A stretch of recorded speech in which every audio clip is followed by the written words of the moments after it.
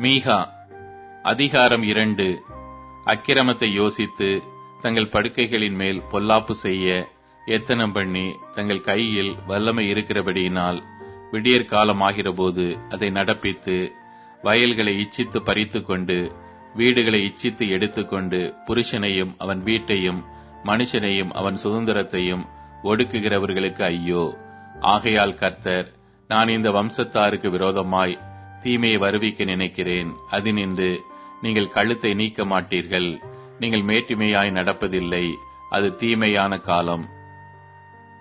அந்நாளில் உங்கள் பேரில் ஒப்புச் சொல்லி நாம் முற்றிலும் பாழானோம். நமது ஜனத்தின் சுதந்திரத்தை மாற்றி போட்டார். என்னமாய் அதை என்னை விட்டு நீக்கி போட்டார்.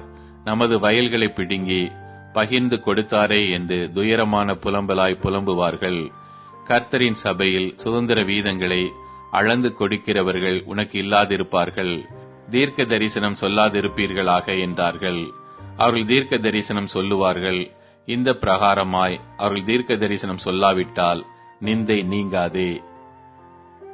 யாக்கோபு வம்சம் என்று பெயர் பெற்றவர்களே, கர்த்தரின் ஆவி குறியிருக்கிறதோ? அவருடைய கிரியைகள் இவைகள்தானோ? செம்மையாய் நடக்கிறவனுக்கு என் வார்த்தைகள் நன்மை செய்யாதோ? என் ஜனங்கள் பூர்வ முதல் சத்துருவை போல் எழும்பினார்கள். யுத்தத்தில் இருந்து திரும்பி வந்து வழியில் அஞ்சாமல் கடந்து போகிறவர்களுடைய மேல் அங்கியையும் வஸ்திரத்தையும் உரிந்து கொண்டீர்கள். என் ஜனத்தின் ஸ்திரீகளை அவர்களுடைய சௌக்கியமான வீடுகளிலிருந்து துரத்தி விட்டீர்கள்.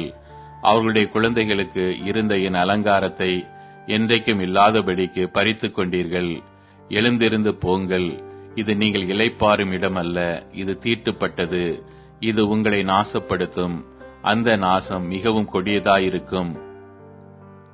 மனம் போகிற போக்கின்படி போய் அபத்தமானதை உரைக்கிற ஒருவன் திராட்சை ரசத்தையும் மதுபானத்தையும் குறித்து நான் உனக்கு பிரசங்கிப்பேன் என்றால் அவனை இந்த ஜனத்திற்கு ஏற்ற பிரசங்கியாயிருப்பான். யாக்கோபின் ஜனங்களே, உங்கள் எல்லாரையும் நான் நிச்சயமாய் கூட்டுவேன். இஸ்ரவேலில் மீதியானவர்களை நிச்சயமாய் சேர்ப்பேன். போஸ்ராவின் ஆடுகளைப் போல் அவர்களை ஏக கூட்டமாக்குவேன். தன் தொழுவத்துக்குள்ளே சேர்ந்த மந்தைக்கு சமானமாய் ஜனத்திரளினாலே இரைச்சல் உண்டாகும். தடைகளை நீக்கி போடுகிறவர் அவர்களுக்கு முன்பாக நடந்து போகிறார். அவர்கள் தடைகளை நீக்கி வாசலால் உட்பிரவேசித்து கடந்து போவார்கள். அவர்கள் ராஜா அவர்களுக்கு முன்பாக போவார். கர்த்தர் அவர்கள் முன்னணியில் நடந்து போவார்.